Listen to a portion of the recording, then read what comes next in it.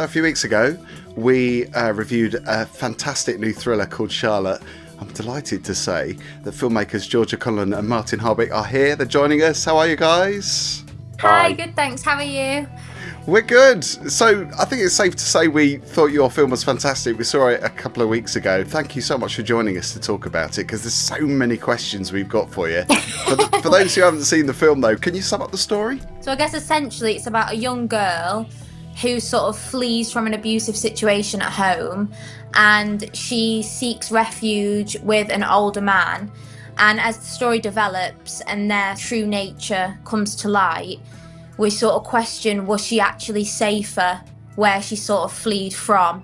And it's the idea of who can you actually trust, and if you are in such a bad situation, are you more susceptible to trusting people without truly getting to know them on a deeper level? I think that's brilliantly summed up, because I think a lot of the magic of this movie relies on not knowing much about it, and you must have had so much trouble trying to tell the press. It was so hard, because it was hard to be like, what's it about? And you're like, a schoolgirl and a man, and that's all I can say. And it's like, right. And you can't make a trailer for it either.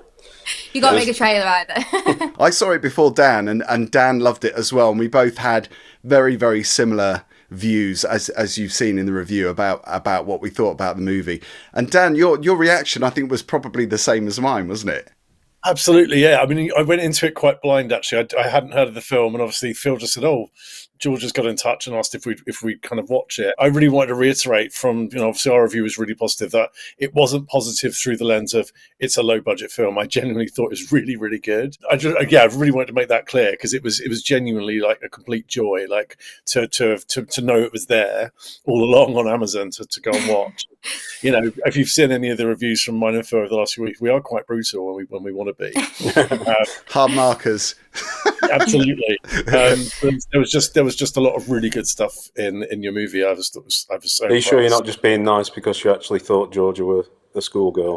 Well, I did think I did think this might be a bit awkward if we then do an interview and we don't really like it, but yeah, on that. One thing I did think at the time, because I had no idea what I was going into, and your transformation, Georgia, was so convincing. I was thinking, this is going to be a bit weird. Like, she must be about 13. Like, maybe did her parents finance this? Is her dad like a director or something, and he's helping her? And I was thinking, okay, and then to obviously then see the end of the film where you re-age rather than de-age, I guess is the word. Then yeah. I was like, oh wow! That was just so powerful. I have questions about that, but we'll get to it. And you're both so heavily involved as well. I mean, one thing I mentioned in the review was my jaw did hit the floor at the end, particularly when the credits were rolling, and just to see your involvement with different roles that you had in the making of this film. Was that better for you to take on so much each? Because I would imagine it's pretty exhausting to do all of those jobs, but then you've got the control as well. So was it a mixture of both? I don't think we ever really intended to do everything. I just kind of went. I don't think anyone would. I wouldn't do it again. Definitely not. It got to a certain point where we were sort of thinking, well, we don't really want anybody sticking their nose in now, because we'd sort of got a good vision of it. I mean, it would have helped to have maybe a sound person and a lighting person there. It might have upped the production value and give me a less of an heart attack. But I don't know. It is stupid. We should have had more people involved, really. We did film most of it, though, through COVID, so it was very limited with who we could have. And I think to start off, we sort of were developing it and writing it, and then once we had the cast together, it was sort of like our vision. It's our first feature film that we've made, and I think because of the subject matter, and I knew I was playing Charlotte, and I knew what sort of extremes I could go.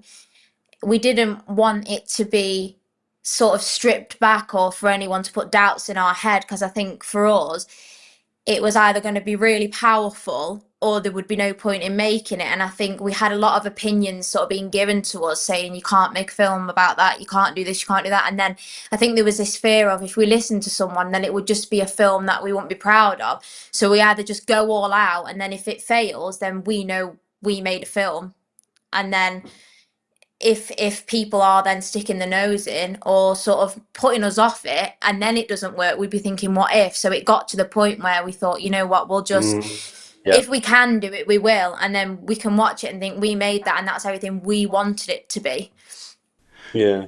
I was trying to imagine how it is to direct yourself, because obviously, George, you're the director, but you're starring in the movie as well. So how does that work? Do you have to keep shuffling back and forwards behind the camera and then in front of the camera? Or, I mean, that sounds complicated, but... It was quite difficult at first, because it's my first time directing, because primarily I'm an actor, so this was the first time I've ever directed anything. So it was really strange to sort of keep reminding myself, oh, now I need to take a step back and watch everything. But most of my scenes were with Dean, and he was amazing. He was absolutely just a joy to work with, and it made it very easy. And we had a lot of trust between each other. So I think we'd sort of go for a take, and it was hard because I'd be feeling it. And I think it helped a lot being an actor, if that made sense, because I would think, well, I really felt that that was real. So then when I watched it back, I sort of had a different view on it than perhaps if I was just the director, because I wasn't looking so much at technical things and rather is the emotion coming through. And I think, well, if I felt it, hopefully that translates well. But I was a bit nervous at first because I was aware that I'd be directing in a school uniform, like telling people what to do, like dressed as a primary school kid. So I had a bit of like self-confidence issues, and then that sort of went away after the first day or so. And I just really enjoyed it. It's something I would love to do again. I think it was one of them things where I don't think it'd ever happen again. Because it was just kind of Georgia, Dean, and me in a little house, and that's all it was for the the bigger scenes and stuff. So it kind of, I don't know. I think that's probably quite a unique way of doing a film where it's just literally the two actors and someone there just kind of filming. So it were really intimate, and the cottage were really small, and it kind of just, it were like just three friends doing something together. It had quite a cool feel to it. I mean, on that, I had a question really about, how does something like this really come about? And there's kind of two parts to that. One is, how do you physically think, right, okay, we're going to raise some money and make a film? Because that is, for me, even that's mind-blowing that someone could just go and do that and then produce something. But a more specific question, which is more about the role, because I guess, Georgia, you must have known, or did you have a sense of how good you would kind of transform, or how well you would transform into a 12-year-old girl? Because it was so convincing, and I think we really kind of spoke about this in the review. I'm like, did you know that would work, and that's where the film idea came from, or was it just a happy coincidence that it was that convincing? Well, Martin, it was his idea to sort of start with. So we met actually through Instagram. So he put some feelers out there that he'd written a first draft or something, and then that's how I got in contact with him, because I've always sort of had this thing where I look younger than what I am. Yeah. And I was looking to do more gritty roles just as an actor. So I saw the sort of concept art that he'd put together and the synopsis, and that's how we got in contact. But originally, she was actually supposed to be in like a secondary school uniform. So when we shot the first weekend where we did the concept for it, she was in like a school tie and shirt and blazer.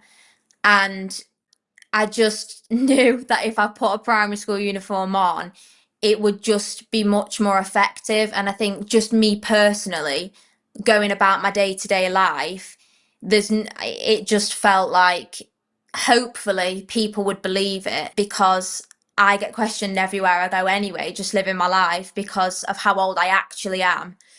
People just don't tend to sort of get it. And I think it was really strange because it went sort of full circle. When I was transforming up, I was worried people wouldn't believe I was an adult, because I thought, so it was the opposite. So originally we were thinking, well, people believe that she's that young. And then it was, oh no, well, people believe at the end that she's an adult. And then I was trying to put as much makeup on as I could and act my age, which is the truth. But it were bad because we thought, oh no, like we've done this whole thing and now I have to age to my actual age. But we were like, well, people believe that part. It was really odd, like how it shifted. It is a difficult role because originally I was thinking it'd have to be someone who is young that could play older. And then when Georgia got in touch, it was kind of like, well, I watched the show reel at the time, and it was just like, oh, well, if she can't do it, I'm not going to bother, because it just kind of, I just thought that's her, you know. So then it kind of, it became like, quite quickly became our project, because the idea was there, but I think then it kind of really came alive once Georgia started, you know, we just had like long phone calls about it, and it was like, well, let's just scrap what we're doing and kind of completely reinvent the whole film, sort of thing. And Georgia kind of took it from sort of like an okay idea to what it is, sort of thing. We sort of knew that I'd get away with portraying young, but it did shock me, I think, because I know how old I am and I know who I am. And Dean did, and Martin does. I think it was really difficult because when we had the first cut of it, we were showing family and friends because we didn't want to spoil it, but they all know me. So it's like, did you believe I was a kid? And it's like, well, I was shocked at the ending. Yeah. Because they don't know me. We needed strangers that didn't know who I was to watch it. And I think then when it went to Fright Fest, that's when we thought, oh, have we gone too far? Because obviously we thought, God, people were. I think somebody walked out because they were Yeah, like, this quite is early too on, much yeah. with a kid actor. Right. And I was blinded by it because I thought, well, I know that's me and it's fine. But then you thought these strangers are thinking we've got this child actor in and we're doing Yeah. this. And then it were really risky. And then we thought, oh no, like, is this gonna do the complete opposite of what we thought? And people are gonna sort of boycott it because they don't like it. And because we didn't believe that people would genuinely think. And some people like she looks 10, and we were going with 14, but then people were like, no, she's 10 in that's sick. And we were like, what have we done? Like, we didn't realise. Hey, it's fine. Yeah, because all of our like feedback was from family and friends who the general feedback was didn't expect the end. It wasn't didn't expect she was a kid, because they know I'm not one, if that makes sense. So it was really hard to see if it worked or not. That's why I said at the beginning that it's such an interesting idea and it's such an interesting film, because I completely fell for it, and I was really shocked by the ending in a really good way, because I love the intrigue, and I had no idea, because I knew obviously that you were the director. It reminded me of Orphan, obviously, for obvious reasons. If you've seen Orphan, it's basically the same kind of premise. But I think the transformation just is done in a much more campy way, because they kind of have to do it. Whereas I think with what you managed to do, it just felt much more of a like proper lightning in a bottle moment of like, that's just so rare that you could actually make that happen convincingly. I think with Orphan as well, you kind of they set up that she's kind of strange right from the beginning. Yeah, that's kind of like that's the vibe all the way through, I suppose. And it's just that you don't know, you know, the twist kind of thing. Yeah, and they do a bit like forced perspective, I think, as well, and some other like tricks and like camera stuff, and the fact that like in the film, like Georgia just changes clothes and like, like amazing. I just put my hair in a high pony and that's it. Yeah, she don't have to change clothes. Yeah, it really was just that shift was just like, I can't. Yeah, I think maybe with it being a low budget film, in some ways, it made it even more impactful, because I'm like, there's no special effects here. That's just the perfect person to play this role needs to happen. So, yeah. The story is pretty sensitive, isn't it? I mean, the reasons you mentioned people walking out, and the fact that they were totally convinced that you were younger, and I suppose that must have been quite tricky, especially with the balance of comedy, because I thought the comedy worked really well, and I love to see those scenes in there. Yeah, we were worried about that. Yeah, did you put those in to break up the darkness, or was there a reason for that? We had it in our head that we wanted it to work well, but you know, when you've been watching through it like over and over again, editing, you can't really grasp whether or not it's, you know, changing mood too much or whatever. But we sort of stuck to our original idea, where when we you know, we sat kind of writing it, we were sort of thinking, you know, this is going to be almost make you feel a bit weird, because you're thinking, well, I shouldn't be laughing at these characters. But then Georgia kind of always said she wanted it to kind of be like real life, because not everyone's walking around being gloomy. You know, there are characters like the two kids, you know, that are just... Yeah, I think my sort of vision was like two things really. One, you know, genres like this, if it's a thriller, if it's a dark drama, the whole thing's like that. So I wanted to be sort of different in that respect, but also real life is not everyone's going through something. So there are moments, it's like people can be having a joke at work, but everybody knows that there's bad stuff going on out there, but you either choose to acknowledge it or you don't. And I think with the kids especially, I wanted them to sort of have that relationship that is quite funny, but even when Charlotte's there, it's two completely different stories because they don't know what she's going through. So why would they be acting weird? Because they don't know. And I think on the other side of that, I wanted the audience to be caught a bit off guard. And if they are laughing, it's like, well, why are you laughing? Something really bad's happening, and to sort of make them feel a bit guilty and a bit confused, like, I really shouldn't be laughing at him saying Pampers down there because she's down there because she's just seen all those images, and sort of making you feel really uncomfortable as a viewer. That was my intention with that. And I think ultimately as well, just to have that bit of a break of, because we didn't want it to be too dark that people would turn it off. We needed a little bit of relief, otherwise people might not carry it through to the end. And I felt with this film, you have to watch the end to appreciate the film, otherwise it's just a horrible film if you don't get to the end. Yeah, I think it's how you handle it, and I thought the transition worked. But you mentioned Fright Fest as well. I mean, Dan and I are both horror fans, so you must have been thrilled that, you know, it was accepted for Fright Fest. Yeah, it was amazing because we had submitted it to other festivals, but nobody wanted it. I think it was a bit controversial and a bit too risky. And so when we heard from Fright Fest, their sort of view of it was, well, it's real life horror.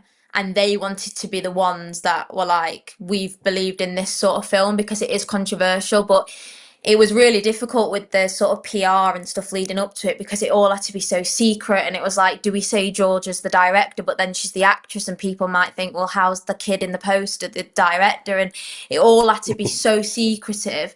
But we had so much support from them that I feel like it was the best possible place we could have showcased it, because it was so different to what they usually show. And I think we really sort of felt lucky that they chose us, and we were able to use that platform. We'd kind of given up, like, with festivals by that time. We were sort of ready to just get it on streaming sites and stuff, and it kind of surprised us when they sort of got in touch. And it were kind of one of them things where it were like, we didn't really think about what it being at a festival going to be, you know, was going to be like. When we walked into Leicester Square and got there, we were like, oh wow, this is a big deal, you know. It was really so exposing as well, because we'd be panicking, thinking, oh my god, if people hate it, we've got no one to blame. Like, because I'm an actor, it's like, if something's rubbish on the telly, I'm like, yeah, that's the writing. And then it was like, well, they directed me that way. And it's like, if I'm crap, it's all my fault. Like, I can't look to anyone else. And then we were thinking, oh no, what have we done? We was like going, it's too late now. And I hated every second of it being on the screen. And then someone walked out and I was like, this is it. I was like, it's over before it's even started. Everyone hates it. Well, you're getting a nice flip of that now as well. That now you can be like, well, we did all of that. Literally did all of it. Yeah. Like, oh, you liked it? Yeah, well. Yeah. Oh, yeah. Well, I just wrote, directed, and starred in it. Whatever. I was interested to know, actually, Martin, from your perspective, I didn't know actually that it was kind of initially your concept that you went and started to try and sort of scout some people for. Like, what was the kind of was what you kind of had in your head what we eventually saw? Was it a bit more of a kind of general sense of a storyline? I think it was one of them. It was one of them weird things where, like, I'd sort of wanted to make a film for ages and for literally ages, like, and it was kind of like I always used to think I'm not going to make anything unless I come up with like that idea, you know, that one idea where I go, oh, that's what I should make. It was just the twist that came into my head, and how you could manipulate an audience to think different things leading up to it. You know, like the conversation between, you know, where you're kind of thinking you're watching the parents concerned about her and stuff like that, and that was the thing that got me excited. I mean, my script were a lot different, and I think, you know, meeting Georgia, because obviously I'd not made a film before, so I'd never worked with actors or anything, and luckily Georgia had a bit more experience. So once we sort of met up to sort of film a few little, we filmed over a weekend with a different actor as Roy. I learnt a lot then. I learnt a lot about what I didn't know. And then, we kind of just got talking, and then Georgia just sort of ironed out all the creases and kind of made it what it is. And it's quite close to story-wise, it's quite close. But there's a lot more characters, and there's a lot more it's just more better written, basically. Georgia's got like a really good brain when it comes to plot holes and dialogue like that. That's why it's so good, because Georgia's dialogue's really, it flows nicely, and almost sounds like ad-libbed sort of thing in places, but it's, I was going to say, it felt real. The script, yeah. Felt very real. I really felt that there weren't plot holes. Everything kind of held together, everything made sense, and everything had a place. Which, again, for kind of a low-budget film, you think, well, okay, maybe they'll sort of trying to cut some corners, or you'll be able to see through it. I generally didn't, and that whole misdirection at the beginning, I still think was it completely got me, because all the way through, I was thinking, oh, okay, she's run away. Those are the parents, and it all in that last 10 minutes was like, oh wow, completely pulls the rug on. I think that was the most stressful part about writing it, because it was just the pressure of if one person pulls up one plot hole, then it's all sort of ruined in a way. And I think it was really difficult, because obviously there was a lot of things that were not told, but you have to get someone to assume. But everyone's got a different brain when it comes to filming, and also watching films as well. So it's with the mum and the dad character being a best friend and a boyfriend, trying to get that in there. So then, because obviously it's one of them films where people might then watch again to think, surely not, I'm going to just watch it again. But it's never said. You're just assuming that. And as well with the flashbacks, it was I had to do two characters in one. So then when you watched it back, with sort of voice changes and my tone changing and the pitch of it changing in certain moments when she's actually an adult, when she's defending Chloe and then she realizes, oh yeah, I'm dressed like this. It's I had to sort of catch myself out before anyone else did. So then when they watch again, there's nothing that can give it away. And think, well, that didn't make sense. So it was so stressful. I was literally had so many sleepless nights thinking, is this going to work? But because I knew the story so well, it's again, that thing of, am I just assuming there's no plot holes because I know what happens? So it was sort of a risky film to do for your first film, because it was we've got to go full on and there's easier films you can make as a first film. Yeah, it was the hardest. That's good though, right? Why we thought. It's great. I mean, it's a great experience, isn't it? I mean, your first film with all those difficulties, but it paid off ultimately. And I feel like a mainstream film probably wouldn't have cared. A big studio or a big director would have just been oh well, we know that there are like M. Night Shyamalan is kind of notorious for just releasing films with huge twists that don't really make a lot of sense when you really think about it. So I think the fact that you had sleepless nights and thought it through just, again, really bore out. And I guess, Georgia, you've got that difficulty of playing a child as well, because you have to forget all the experiences you've had as an actor, but obviously with all those experiences, you have to kind of ignore all those, and you have to channel that inner child, that child that you once were, which I suppose is really difficult, isn't it? Yeah, I think because the age of the character is so far from how old I am, it was trying to sort of get in the mindset of it to make it authentic, but to not make it sort of a caricature of itself. Because I think, you could easily act like a kid and put a voice on, but I think that the hardest part was she's not a kid. So I had to be an adult pretending to be a kid that was convincing enough to be a kid, but then you'd go, no, wait, she was an adult the whole time. So it was just my brain, and then I was trying to direct, and then I was on continuity, and it was the whole thing was what if I mess up? Then it was just so much pressure. But I think in a way it wouldn't have been the same film if we didn't have that pressure, because we wanted it to be successful and we wanted it to work. And I think I did put a lot of pressure on myself from an acting perspective, because, as an actor, it's I just wanted to focus on the acting and get it right, because it was a hard part. But then I think maybe if I didn't have the other stuff going on, I might have overthought it and overdone it, and then it might not have been as raw as it was, because I think I was thinking in my head, we've got this schedule, these actors are coming, we need to go pick them up, I've got one go at this. So it had to be really raw. And I think, could I have overthought it if all I was doing was the acting? Maybe, and it might not have actually been the same if I didn't have the nervousness and the stress of directing the whole film. Sort of maybe I embodied it a bit in the character, I guess. But I think it was hard because I was playing a kid, but I wasn't, because she's not one. So Yeah. it was so difficult to sort of get my head around. I was going to ask you about your influences as well. Very keen to hear about your influences with movies, your favourites from maybe way back that have stayed with you, and also new movies as well. Were there any films that influenced you in the making of Charlotte? I think for me it was Funny Games, that kind of vibe, you know, that kind of horror for me is more horrible Yeah, than just Eden straight Lake up as well, horror similar. Oh my god! I Eden mean, I Lake, hate yeah. Funny Games, but I love Eden Lake. Funny Games is so frustrating because there's so Yeah. many like slow. I guess that's the power of it, isn't it?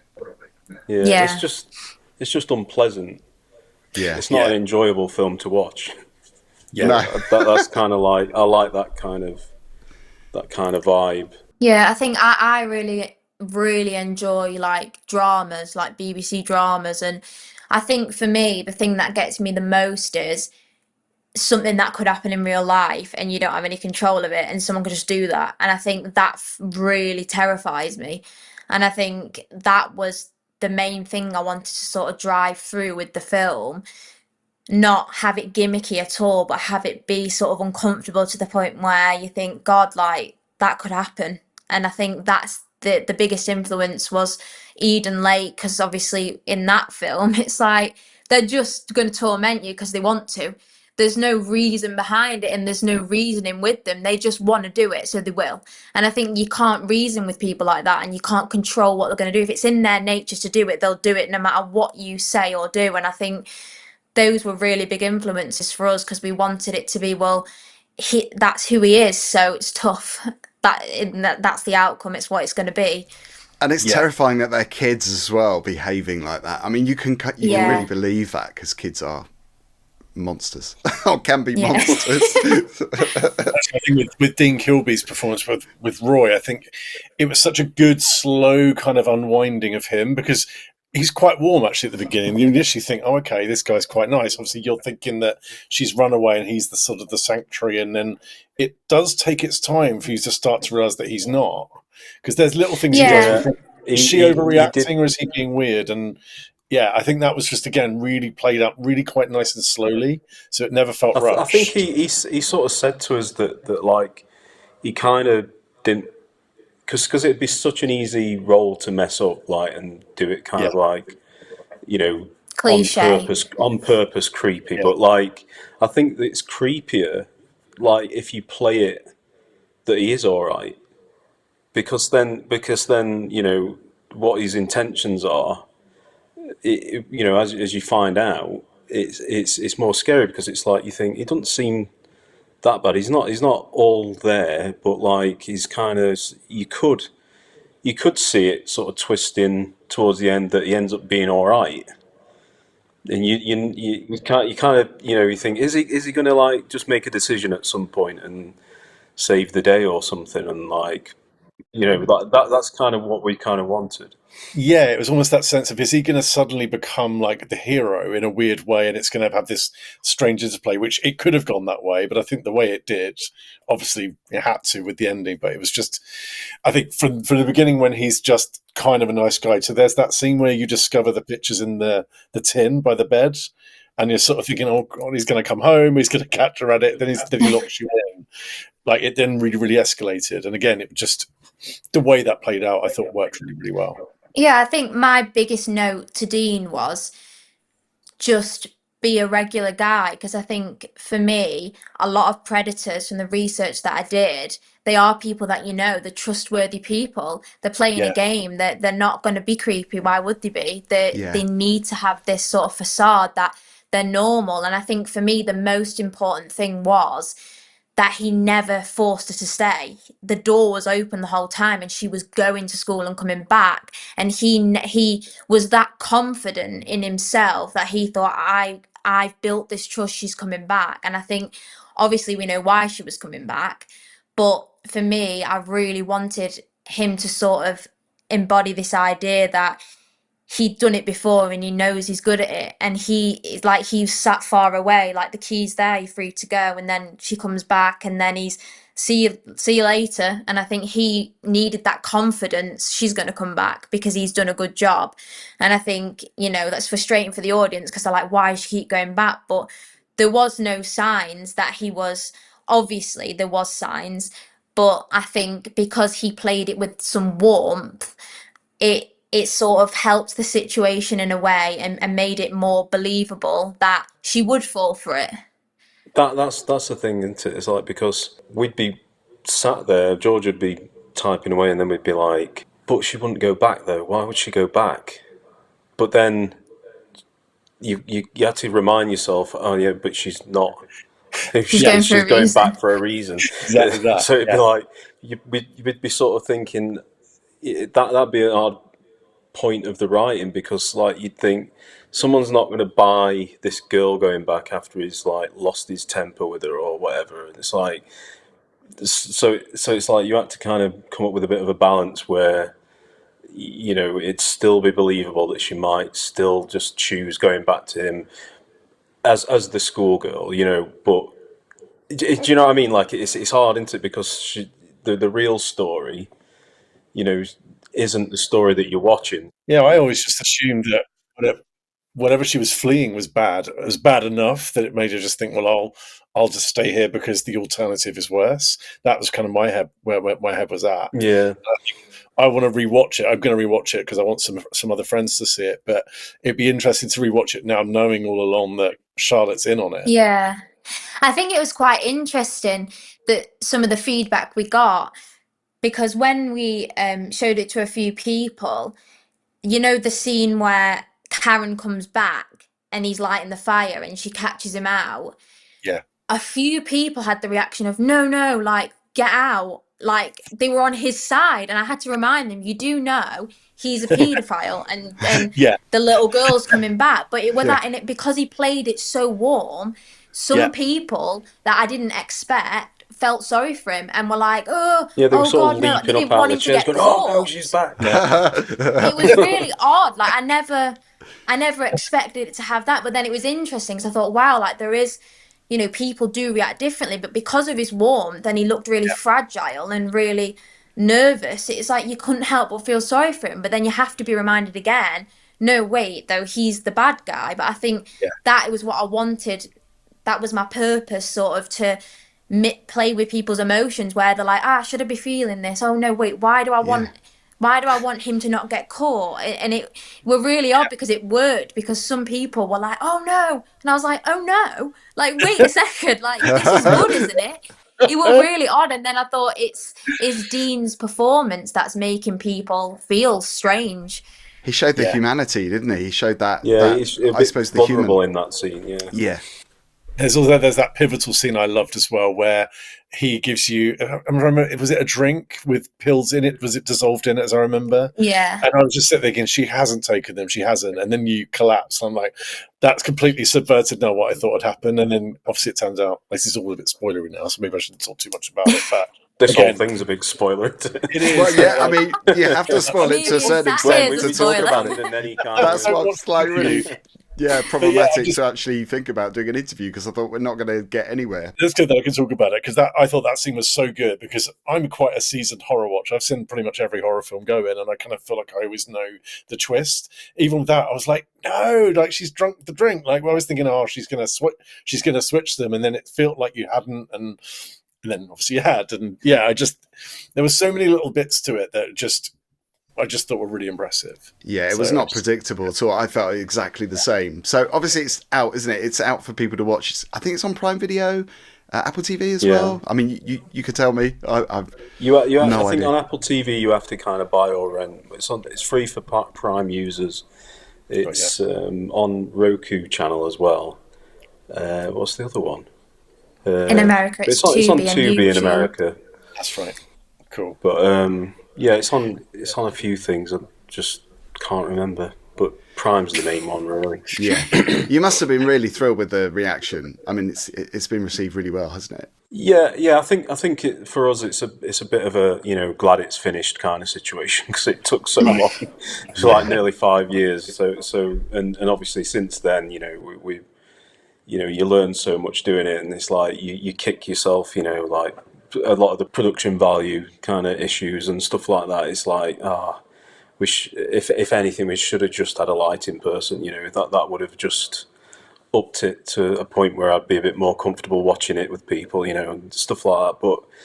But yeah, it's been like a really amazing experience. Really, it's not something most people do, especially doing all the roles and stuff as well. Yeah. But yeah, Have you got it's been projects really you're good. working on that you're able to talk about? Are you working together on something again?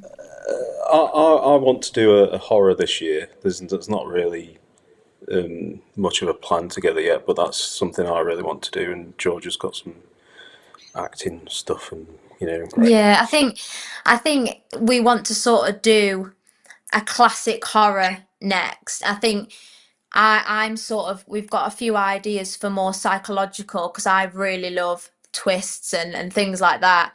But I think we want to just now, because it was a big learning curve, because it's the first film we've ever made, and now we've got all this knowledge. We sort of are eager to just get started on something else now and see what else we can do. Yeah, so I think hopefully it won't take 5 years. But I think hopefully we've got a showpiece now to sort of, if we do go down the crowdfunding route again, we have that thing people can watch, and we can say we've done all this, sort of just the two of us. If we had a crew, if we had more time, like what could we sort of achieve with more support, I think. And hopefully you won't have another pandemic getting in your way. yeah. Yeah, hopefully. Like It this was time. hard because it was started in 2019, and then when we were wrapping, I was thinking I need to not age, because this is all like, I filmed a bit every year, and I was thinking, oh my god, Yeah, the there's- pressure of all of a sudden I wake up and I look like there's scenes- 28. I'm Yeah. like, There's scenes where she comes back to the house and he tells her to take her shoes off. She walks into the living room, and then when she goes into the hallway to take her shoes off, that's 2 years later, and then and then she walks back in, and it's 2 years back in the past again. It's like there's loads of scenes Yeah. like that where it's like years apart, but we've chopped it all together. And yeah, it's- like the scene as well in the house with the kids, that was shot a year later, and Dean wasn't even there, so we had to cut it all together. And then the ending, when I'm doing my big speech, Dean wasn't there either, so I'm doing it to a pillow. And then 6 months later, Martin got a shot of behind my head with him on the floor, just to keep cutting for it to look like we were together, but we were not even in the same room. And it was like months and months later. It was that was like ridiculous. 5 or 6 in the morning, just talking to a pillow, Yeah, just me to a and pillow, Georgia. like just trying to give my best performance. The like, magic "Geez, of not even been here for filmmaking. It's months." proper theatre, isn't it? It was Yeah. seamless.